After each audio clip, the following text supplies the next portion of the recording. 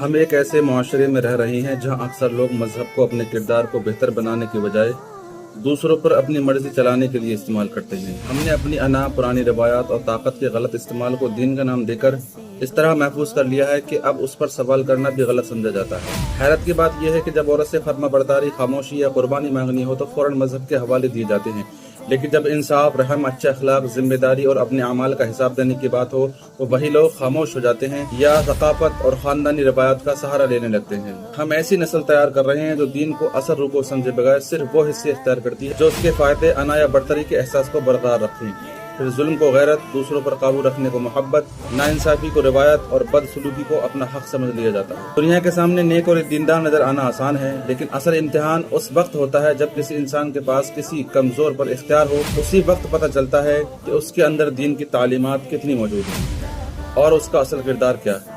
افسوس کی بات یہ ہے کہ ہم نے ظاہری دینداری کو بہت اہمیت دی، لیکن انسانیت، انصاف اور اچھے اخلاق کو پیچھے چھوڑ دیا۔ پھر ہم حیران ہوتے ہیں کہ ہمارے حالات کیوں نہیں بدلتے، ہمارے گھروں سے سکون کیوں ختم ہو گیا اور ہماری دعاؤں میں پہلے جیسا اثر کیوں نہیں رہا۔ شاید اس کی وجہ یہ ہے کہ مسئلہ صرف دوسروں میں نہیں بلکہ ہمارے اپنے اندر بھی موجود ہے۔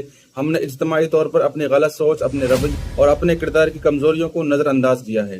جب تک ہم سچائی کے ساتھ اپنا احتساب نہیں کریں گے اور اپنی غلطیوں کو مان کر انہیں درست کرنے کی کوشش نہیں کریں گے، صرف ظاہری پارسائی اور مذہبی دکھاوا ہمارے زوال کو ترقی میں نہیں بدل سکتا۔